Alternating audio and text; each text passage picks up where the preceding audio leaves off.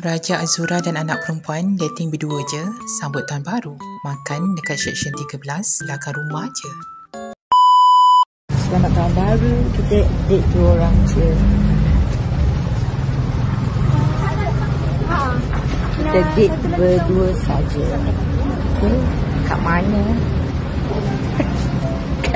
kat Seksyen 13. Belakang rumah. Kat depan rumah je. Kita jalan kaki. Ya, kita jalan kaki, jogging-jogging.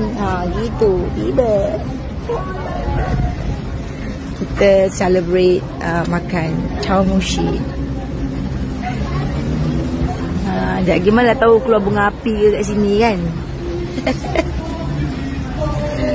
Mana tahu keluar bunga api. So kita orang berdua nak menikmati tangglung tahun baru.